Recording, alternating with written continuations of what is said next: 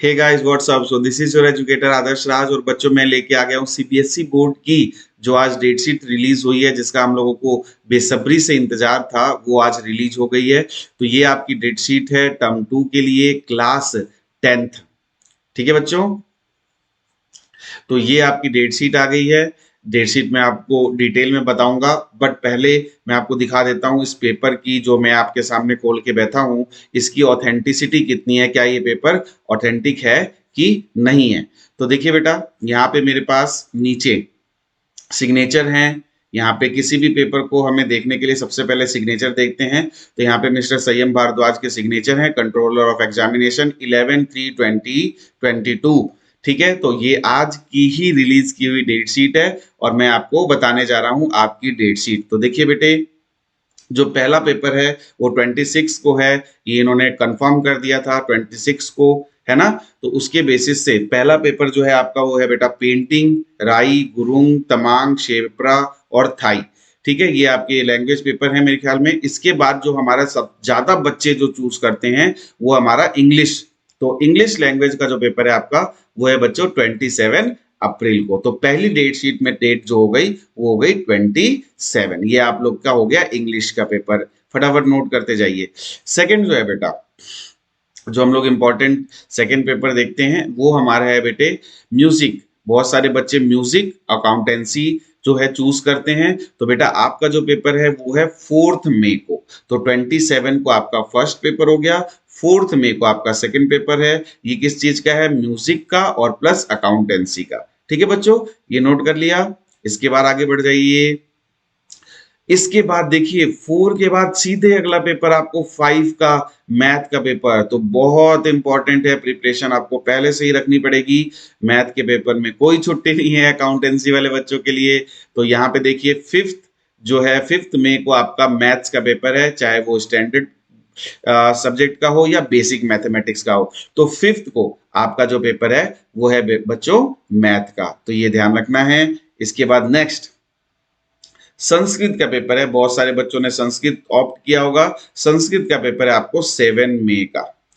तो यहाँ पे देखा जा रहा है कि 12th में लगभग लगभग बच्चों को सीबीएसई ने वीक एक पेपर में तो 17 डेज का ऑफ दिया है। 17 डेज का ऑफ मैथमेटिक्स में। ठीक है, तो जिन बच्चों के पास सीएस है उन बच्चों के पास मैथमेटिक्स में 17 डेज का ऑफ है 12th में। तो यहाँ पे थोड़ी बहुत नाइंसाफी है 10th के साथ, बट ठीक है।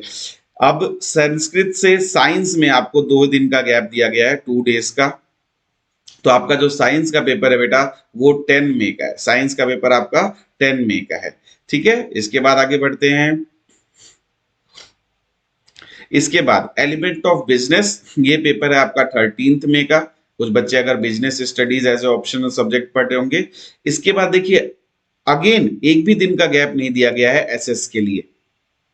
तो एसएस आपका 14 मई का बनाया गया है। एसएस का पेपर आपका 14 मई को होगा बेटा। टाइमिंग वही है, 10:30 to 12:30। ठीक है बेटा। इसके बाद जो बच्चों ने म्यूजिक ऑप्शन लिया हुआ है, वोकल म्यूजिक, 17 मई का पेपर है उनका। ठीक है, चलिए अब देखिए हिंदी का पेपर जो है आपका बेटा वो 18th का है। तो बहुत सारे बच्चे जो है नॉर्थ इंडिया में तो लगभग सारे ही बच्चे हिंदी पढ़ रहे होंगे। तो हिंदी का जो पेपर है वो आपका है 18 मई को। इसके साथ साथ इन्होंने कुछ इंस्ट्रक्शंस भी दी हैं। कंप्यूटर एप्लीकेशन का लास्ट पेपर आपका, सीएस का 12th में भी लास्ट पेपर है, बट उनका पेपर लास्ट है 15 जून का। और आपका लास्ट पेपर है लगभग 23 या 24 मई का। तो लगभग लगभग एक महीने का गैप है। वो इसीलिए सोचिए 12th का पेपर भी सेम स्टार्ट हो रहा है 26 से, लेकिन आपसे एक महीने बाद खत्म हो रहा है। क्यों? क्योंकि गैप इतने दिए हैं, तैयारी करने के लिए टाइम इतना दिया है, एक एक वीक का, एक एक 10-10 दिन का टाइम दिया हुआ है, लेकिन आपको इतना नहीं दिया है। तो आपको अभी से ही बकल अप रहना पड़ेगा।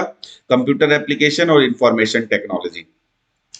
देखिए बेटा, आपको सैनिटाइजर लेके जाना है, मास्क लेके जाना है, सोशल डिस्टेंसिंग नॉर्म्स को फॉलो करना है, कोविड के स्प्रेड को रोकना है, आपके पेरेंट्स को इंश्योर रखना है कि आप बीमार ना पड़े, और जो भी गाइडलाइंस आपको दी जाएंगी वो आपको स्ट्रिक्टली फॉलो करनी है। इसके बाद आपको 15 मिनट्स का रीडिंग टाइम दिया जाएगा। ये आपके लिए इंपॉर्टेंट चीज है। इसके अंदर बाकी डिटेल्स आपको सीबीएसई की वेबसाइट पे मिलेंगी।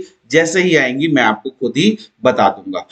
इसके साथ साथ एक और अनाउंसमेंट है। मैं आपकी फिजिक्स के जो चैप्टर है, जो भी 2 चैप्टर आपके आने वाले हैं, उसके वन वीडियो सॉल्यूशन लेके आऊंगा, यानी कि वन वीडियो के अंदर ही वो पूरा डिटेल्ड लेक्चर पूरे टॉपिक का लेके आ जाऊंगा।